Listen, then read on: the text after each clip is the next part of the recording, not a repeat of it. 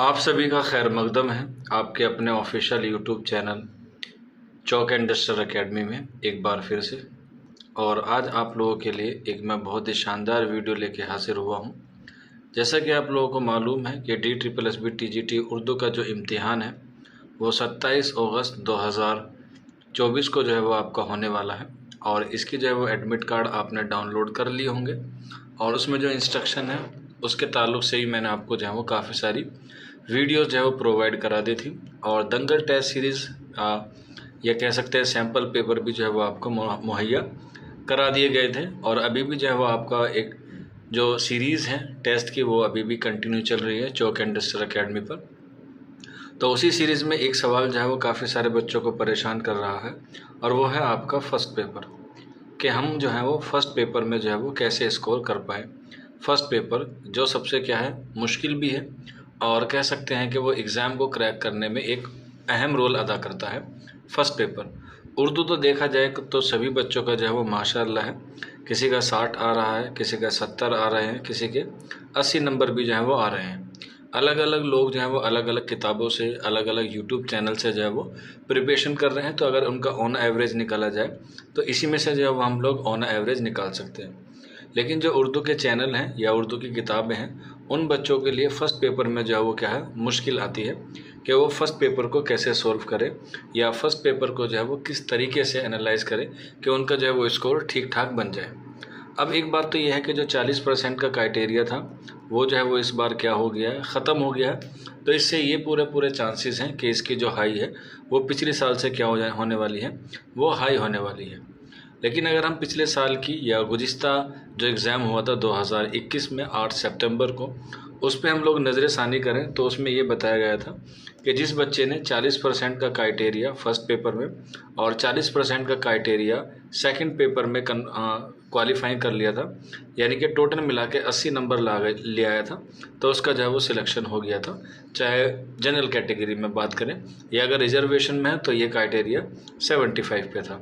तो इस तरीके से क्या था, सभी ने जो है वो अपनी जनरल के हिसाब से 70 था, क्योंकि 35-35 होता है तो 35-35 हो जाता है आपका 70। तो जिसने 70 का क्वालिफाई कर लिया उसका सिलेक्शन हो गया और जिसने 80 जो है वो क्वालिफाई कर लिया जनरल में उसका भी जो है वो क्या हो गया, सिलेक्शन हो गया। अब ये जो जनरल बच्चे होते हैं वो ख़ास तौर पे अदर स्टेट के ज़्यादा होते हैं, क्योंकि अदर स्टेट के जो बच्चे हैं वो अपने स्टेट में क्या होते हैं, OBC होते हैं, लेकिन OBC दिल्ली में जो है वो क्या होते हैं, UR में काउंट किए जाते हैं। अब आप जब फॉर्म भरते हैं तो उसमें जो है वो एक दो ऑप्शन होते हैं, OBC और OBC आउटसाइड दिल्ली। तो जो बच्चे OBC आउटसाइड दिल्ली भरते हैं उनके साथ जो है वो आगे प्रॉब्लम आ जाती है और उनको जो है वो OBC में काउंट किया जाएगा और इसलिए उनको क्या मिलेगा, डिफिशियंसी मिल सकती है या फिर उनको जो रिज़ल्ट आता है उसमें उनको दिक्कत होगी। तो ये बात है, ये सवाल भी काफ़ी बच्चों ने पूछा गया था। तो जिन बच्चों ने OBC आउटसाइड दिल्ली भरा है उनको जो है वो जनरल भरना था, तभी जो है वो क्या हो जाता, आपको प्रॉब्लम नहीं आती। लेकिन जाहिर सी बात है जब दुनिया में समस्या है तो उसका समाधान भी है। तो जब आपका रिज़ल्ट आएगा, पहला रिज़ल्ट आएगा OBC में, अगर आपका नाम आता है और आपसे डॉक्यूमेंट्स मांगा जाता है OBC सर्टिफिकेट का, तो आपको कुछ नहीं करना है, बस एक एप्लीकेशन लिख के आप लोग जो है वो DSSB के ऑफिस में सबमिट कर देंगे तो आपका जो है वो आसान हो जाएगा। आपको OBC से किस में कन्वर्ट कर दिया जाएगा, UR में जो है वो कन्वर्ट कर दिया जाएगा। लेकिन बस इसकी एक कंडीशन ये है कि आपकी जो कट ऑफ है वो UR में आनी चाहिए। यानी कि फॉर एग्जांपल मान के चलिए आपके जो है वो 95 क्वेश्चंस जो है वो आपने अटैम्प्ट किए थे या आपका स्कोर 95 है, जबकि जनरल की कट ऑफ कितने पे रुकी है, 90 पे रुकी है। ये मैं एक आपको ऑन एवरेज बता रहा हूँ। तो आपको OBC से कहाँ कर दिया जाएगा, UR में कर दिया जाएगा, कोई परेशानी वाली बात नहीं है। लेकिन अगर आपका OBC है और आपने जो है वो OBC आउटसाइड दिल्ली के थे और आपने OBC भर दिया तो उस कंडीशन में आपको जो है वो डॉक्यूमेंट्स मांगे जा सकते हैं। हालांकि इस बारे में हम लोग बाद में गुफ्तगू करेंगे। आप लोगों के लिए मैं इस तरह की वीडियोस जो है वो वक्त पे लाता रहूँगा, अभी भी एग्ज़ाम होने के बाद भी। लेकिन अभी जो सवाल है सबसे अहम वो है हमारे लिए फ़र्स्ट पेपर का, कि हम फर्स्ट पेपर को जो है वो कैसे क्लियर करें या फर्स्ट पेपर में जो है वो कौन सा जो सेक्शन है या कौन सा जो पोर्शन है वो पहले खुलेगा। इससे पहले वाली वीडियो मैंने आपको बता दिया था कि आप जाके भी है वो ऑनलाइन चेक कर सकते हैं कि पहला कौन सा खुलेगा। अगर ऑनलाइन आप लोग चेक नहीं कर पा रहे तो आप लोग PYQ देख लीजिएगा, यानी कि प्रीवियस ईयर क्वेश्चंस, उसमें भी आपको जो है वो पैटर्न जो है वो समझ में आ जाएगा। अगर किसी ने वो वीडियो नहीं देखा तो मैं यहाँ पे आपको बता देता हूँ। पहला जो खुलेगा वो रीजनिंग खुलेगा, जिसमें 20 क्वेश्चन होंगे। उसके बाद जनरल अवेयरनेस, जिसे आप लोग GS कहते हैं, उसके 20 नंबर खुलेंगे या 20 क्वेश्चन खुलेंगे। उसके बाद आपका मैथ खुलेगा, जिसके जो है वो 20 होंगे क्वेश्चंस। इसके बाद इंग्लिश, और इसके बाद जो है वो आपकी हिंदी। तो यहाँ पे आपके टोटल जो होंगे 20 करके 100 क्वेश्चन हो जाएंगे जनरल पेपर से। आप रीजनिंग के पहले 20 क्वेश्चंस करेंगे, उसके बाद जनरल अवेयरनेस के, उसके बाद मैथ के, उसके बाद इंग्लिश के, और उसके बाद हिंदी के। तो इस तरीके से क्या कर सकते हैं आप लोग, इसको जो है वो पूरी तरीके से एनालाइज कर सकते हैं एग्ज़ाम के हवाले से। लेकिन यहाँ पर आप लोगों को एक बात मैं और बताता चलूँ कि यही जो है वो आपका एग्ज़ाम में खुलेगा। अब इसमें से आपको सबसे पहले रीजनिंग पे ज़्यादा मेहनत करनी है और आपको हिंदी पे मेहनत करनी है। अब कुछ बच्चे जो हैं वो इस तरीके से बिल्कुल बेफिक्र होकर बैठ गए हैं कि फर्स्ट पेपर में 40 नंबर लाने की क्राइटेरिया जो ख़त्म हो गया, तो इसलिए हम लोग जो है वो उर्दू पे ज़्यादा मेहनत कर लें, जितना भी नंबर आएगा उतना हमारे लिए सफिशेंट होगा। तो यहाँ पर मैं आपको बात बता दूं कि आप लोग जो हैं वो अपना स्कोर अच्छा रखें। और कोई बच्चा कहता है कि मुझे 60 लाने हैं, कोई 70 लाने हैं, कोई कहता है कि मुझे 55 लाने हैं फर्स्ट पेपर में। तो ये जो है वो अलग अलग लोगों की क्या है, अलग अलग राय है। अगर आपकी इतनी अच्छी तैयारी है तो वेल गुड है, लेकिन मैं एज अ टीचर आपको बताऊं कि इतने नंबर आना फर्स्ट पेपर में जो क्या है बहुत ही मुश्किल है। अगर आप 45 नंबर भी एग्ज़ाम में ले आते तो भी सफिशेंट है। अगर 45 नहीं भी ला पाए, अगर आप सिर्फ क्राइटेरिया ही पास कर लिया तो भी आपके क्या हो जाएंगे, नंबर अच्छे आ जाएंगे और आपका जो है वो सिलेक्शन हो जाएगा। कम वक्त बचा है तो कम वक्त में ज़्यादा चीज़ों को घेरने की ज़रूरत नहीं है। जो चीज़ आपके पास है उसी को आप लोग क्या करते रहे, रिवाइज करते रहे। अभी 40 नंबर का क्राइटेरिया आप लोग कैसे पार कर सकते हैं, उसके लिए मैं आपको एक आज छोटा सा अपना एक्सपीरियंस आप लोगों के साथ शेयर करूंगा। उम्मीद है आपको समझ में आ जाएगा। तो जो रीजनिंग के 20 हैं और जो हिंदी के 20 हैं, ये आपके हो गए 40 क्वेश्चंस। तो इसमें से आप अगर ऑन एवरेज भी मान के चलें कि अगर आपके 40 क्वेश्चंस हैं तो इसमें से आपके 22 या 23 क्वेश्चन जो है वो आपसे आराम से आ सकते हैं, कोई डाउट की बात नहीं है। आराम से आप लोग जो है वो 22-23 जो है वो कर सकते हैं। हालांकि कुछ लोग बच्चे जो है वो इंटेलिजेंट हैं, वो 30 से 35 भी जो है वो इसमें ला सकते हैं। और इसमें कोई दो राय नहीं है कि इस बार जो है वो कट ऑफ हाई रहेगी। कट ऑफ पे मैं आपको जल्द ही एक वीडियो प्रोवाइड करा दूँगा, लेकिन आपको ये आज की क्लास जो है वो बड़े इत्मीनान से समझनी है।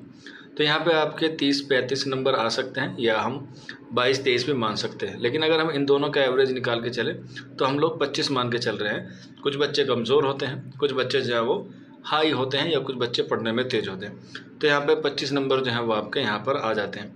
इसके बाद अगर हम बात करें GS में, अगर GA में आपके कम से कम 7 सवाल भी हो जाएंगे तो यहाँ पे आप लोग इसको देख सकते हैं, 25 और 7 हो जाएंगे आपके 32।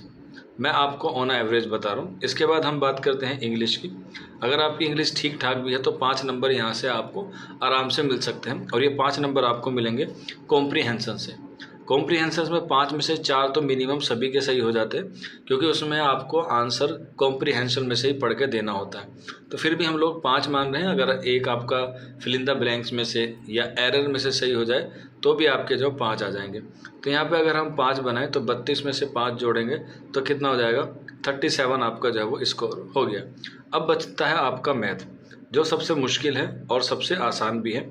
अगर आपने प्रैक्टिस की है तो ये सबसे मुश्किल है, और अगर आपने इसको सही तरीके से नहीं देखा, क्योंकि जो बच्चा प्रैक्टिस करता है उसके लिए तो मुश्किल होता है और फिर बाद में क्या हो जाता है, वो आसान हो जाता है।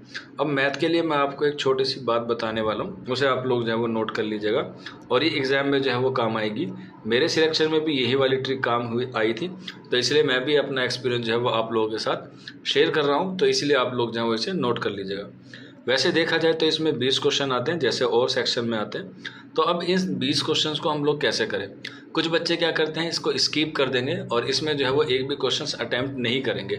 क्या अब अगर हम एक भी क्वेश्चंस अटैम्प्ट नहीं करेंगे तो क्या हम लोग डिस्क्वालीफाइंग हो जाएंगे? क्योंकि कुछ बच्चों के मन में ये भी डाउट था कि अगर हम मैथ को छोड़ देते हैं और मैथ का एक भी क्वेश्चंस अटैम्प्ट नहीं करते हैं तो क्या हम डिस्क्वालीफाइंग हो जाएंगे। तो ऐसा नहीं है, आपकी जो मेरिट बनेगी वो ओवरऑल दोनों पेपर के मिला के बनेगी। तो इसलिए डिस्क्वालीफाई होने का कोई मतलब नहीं है। आप चाहे इसमें से एक क्वेश्चंस करें या ना भी करें तब भी कोई घबराने वाली बात नहीं है।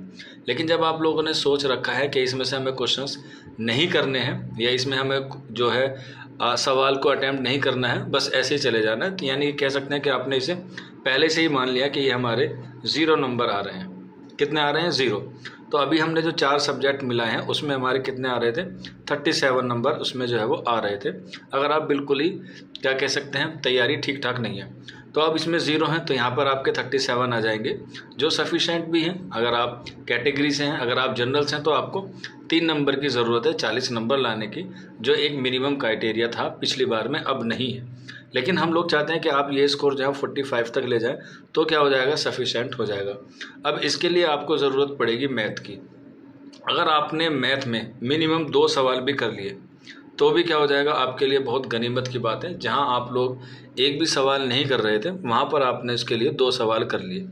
अब मैं आपको बताता चलूं कि आपने प्रीवियस ईयर के पेपर उठा के देख लीजिएगा, अगर आपको मेरी बात गलत लगती हो, या आप किसी भी और कॉम्पिटिटिव एग्ज़ाम को जो है वो एनालाइज कर लीजिएगा कि जब भी कोई क्वेश्चंस बनता है या कोई भी क्वेश्चंस पेपर बनेगा तो उसमें ये 20 सवाल आते हैं या 100 सवाल आते हैं। फॉर एग्जांपल अगर हम बात करें 100 सवाल की, तो 100 सवाल में इसको 4 पार्टों में जो है वो डिवाइड किया हुआ होता है, A, B, C और D। यानी कि एक क्वेश्चन का आंसर A होगा, 2 का B, 3 का C और 4 का D। तो अब आप लोग देखेंगे तो 100 क्वेश्चन में 25 क्वेश्चन A होंगे, B क्वेश्चन में 25 क्वेश्चन होंगे, C ऑप्शन 25 होगा और D आपका 25 होगा। तो ये जो है वो एक तरीके से ट्रिक होती है, या कह सकते हैं एक तरीके से एक्सपीरियंस बोलता है किसी का कि एग्ज़ाम में हमें तुक्का कहाँ लगाना है।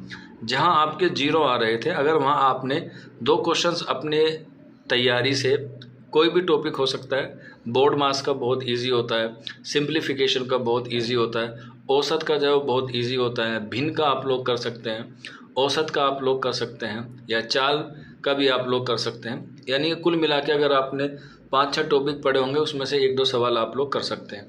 अगर मान के चलिए आपने जो है वो 20 में से 2 क्वेश्चंस आपने जो है वो कर दिए और उन दोनों के जो आंसर क्या मिले, आपको A आंसर मिल गए। फॉर एग्जांपल मैं बता रहा हूँ, तो अब ये अनुमान है कि अगले जो 18 क्वेश्चंस है उसमें जो A आंसर होगा वो क्या होगा? बहुत कम होगा, क्योंकि आपने 2 क्वेश्चन जो है वो A लगा दिए जिनको आपको 100% क्या था? यकीन था। अब मान के चलो A नहीं हुआ, B आ गया, एक का आंसर A हो गया और एक का आंसर B हो गया, तो यानी कि अब ये आगे चांसेस हैं कि आंसर जो होंगे ज़्यादातर या तो आपको C में मिलेंगे या आपको D में मिलेंगे। तो 2 आपके आंसर हो गए, 1 और 2, तो बाकी के बचे 18 क्वेश्चंस। तो ये उम्मीद है कि 18 क्वेश्चंस जो बाकी के बचे हैं इसमें से 5 क्या होंगे? C होंगे और 5 क्या होंगे? आपके D होंगे। ये बिल्कुल क्या है, ऐसी चांसेस होते हैं। आप लोग किसी भी कॉम्पिटिटिव एग्ज़ाम में देख लीजिएगा, आपको रेशो यही मिलेगा कि हर ऑप्शंस को अलग अलग डिवाइड किया गया है, लेकिन डिवाइड जो है वो इक्वल किया गया है। एक बार और मैं आपको बता देता हूँ समझाने के लिए कि ये 20 क्वेश्चंस हैं, तो इसमें 4 ऑप्शन होंगे, A, B, C और D। तो इस तरीके से यहाँ पर 5 क्वेश्चन का आंसर A होगा, 5 क्वेश्चंस का आंसर B होगा, 5 क्वेश्चंस का C होगा और 5 क्वेश्चंस का D होगा। तो इस तरीके से ये 5-5 क्वेश्चन जो है वो टोटल हो जाएंगे 20। अगर आप खुदा ना खास्ता 2 सवाल आपने A के कर दिए, 2 सवाल आपने B के कर दिए जिस पे आपको 100% यकीन था, तो 2 क्वेश्चंस आपको यहाँ से आ गए। अब C और D, बाकी के जो आपके 18 क्वेश्चंस बचे हैं और उसने आपने सारे के सारे आंसर C लगा दिए या सारे के सारे आपने D लगा दिए, क्योंकि कुछ क्वेश्चंस में आपको ज़रूर कन्फ्यूज़न होगा कि C है या D है, तो उसी में ये जो है वो काम करेगा। अब आपने जितने 18 क्वेश्चंस बचे हैं उनके आपने क्या लगा दिए? उनके आपने लगा दिए C। तो यहाँ पे आपको C लगाने के बाद 5 नंबर और मिल जाएंगे, तो टोटल हो गए आपके कितने? 7 नंबर हो गए। कितने हो गए? 7। तो 5 और 7, 5 और 2 और 5 कितने हो गए? 7। तो अब मान के चलिए 20 में से 7 गए, कितने बचे हमारे? 13। तो 13 क्वेश्चंस हमारे गलत हो गए। नेगेटिव मार्किंग होती है 0.25 की, तो इन 7 में से 0.25 का जो हम लोग कैलकुलेशन निकालेंगे तो 3.25 निकल के आएगा। तो 7 में से अगर हम 3.25 को घटा देंगे तो 7.5 0.3, यानी कि आपको नंबर मिल जाएगा 3.75। तो इस हिसाब से आपको जो है वो जहाँ 0 नंबर मिल रहे थे वहाँ आपको 4.25 नंबर मिल रहे हैं। तो अगर हम अपनी कैलकुलेशन की जोड़ें जो हमने अभी आपको बताई थी, वो कैलकुलेशन निकली थी हमारी 37। अगर हम इसमें हम लोग जोड़ दें 3.75 तो 5 7, तो ये आपके आ गए हैं नंबर 40.75। तो ये स्कोर भी आपका सफिशेंट है अगर आपकी तैयारी अच्छी नहीं है मैथ को लेके। तो इस तरीके से जो है वो आप लोग एग्ज़ाम में अपना काम कर सकते हैं। और ऐसा नहीं है ये सिर्फ मैथ में काम करेगा। अगर मान के चलिए आपने जो है वो हिंदी ली, फॉर एग्ज़ाम्पल मैं आपको हिंदी की बता देता हूँ। हिंदी में 20 क्वेश्चन हुए और आप ऑन एवरेज जो है वो 16 क्वेश्चन अटैम्प्ट कर लेंगे आराम से ईजिली, या आप 15 मान सकते हैं। तो आप 15 में ये देखिए कि आपने सबसे कम ऑप्शंस कौन से लगाए हैं, क्योंकि जिसमें आपने सबसे कम ऑप्शन लगाए हैं उसी के चांसेस ज़्यादा हैं कि आंसर उसी में होंगे। तो ये बाकी के जो 5 क्वेश्चंस बचे हैं इसमें वही आंसर होगा जो आपने ज़्यादा कम लगाए हैं ऊपर के 15 क्वेश्चंस में। फॉर एग्ज़ाम्पल अगर मैं इन्हें डिवाइड करूं तो मान के चलिए आपने 4 क्वेश्चंस का आंसर ए लगाया है, 2 क्वेश्चंस का आपने बी लगाया है, 3 क्वेश्चन का आंसर आपने सी लगाया है, और बाकी के जो हैं 6 क्वेश्चन जो है वो आपने डी के लगा दिया। तो इस हिसाब से जो है वो आप लोग क्या कर सकते हैं, उसे 15 बना सकते हैं। तो अब आप देखिए कि आगे के जो क्वेश्चंस हैं 5, उसमें ज़्यादा चांसेस होंगे कि बी ही आएंगे। तो आप अगर बी लगा देंगे तो ये जो नंबर 15 है ये आपका 17 या 18 पर भी जो है वो चला जाएगा। लेकिन इसमें रिस्क है क्योंकि इसमें नेगेटिव मार्किंग होती है। तो इसमें रिस्क आपकी जिम्मेदारी है, आप चाहे तो ले लीजिएगा, आप चाहे तो मत लीजिएगा। लेकिन मैथ में आप लोग इस ट्रिक को जो है वो इस्तेमाल ज़रूर करिएगा। अभी 2-3 दिन हैं, आप लोग प्रैक्टिस सेट में जो आप प्रीवियस ईयर के पेपर लगा रहे हैं या किसी का पेड कोर्स ले रखा है तो आप एक बार उसमें ये ट्रिक आजमा के देखिएगा। मुझे यकीन है कि आपको इससे ज़रूर फ़ायदा होगा। बाकी अगर किसी को ये ट्रिक जो है वो समझ में नहीं आती है या कोई और जो है इसको समझना चाहता है तो इस नंबर पे जो है मुझसे रब्ता कर सकता है। 9045220432 ये नंबर है, आप इस पर भी जो है वो रब्ता कर सकते हैं। मैं फिर एक बार वीडियो ख़त्म करने से बता दूं कि ज़्यादा पेपर फर्स्ट को जो है वो ज़्यादा टेंशन में नहीं लेना है। आपको सिर्फ और सिर्फ 40 और 45 के बीच में अपना स्कोर लाना है जो ईज़िली आ जाएगा। ज़्यादा मेहनत करने की ज़रूरत नहीं है, स्मार्ट वर्क करेंगे तो इंशाल्लाह आपका सिलेक्शन हो जाएगा। बाकी चौक एंड डस्टर एकेडमी आपके लिए रोज़ाना जो है वो नई वीडियोज़ लेकर आ रहा है, तो उसी में आप लोग जुड़े रहिएगा। इंशाल्लाह आपको जो है वो इसका फ़ायदा ज़रूर देखने को मिलेगा 23 तारीख को। तो आज की वीडियो में इतना ही, मिलते हैं आप लोगों से जल्द ही नेक्स्ट वीडियो में। शुक्रिया।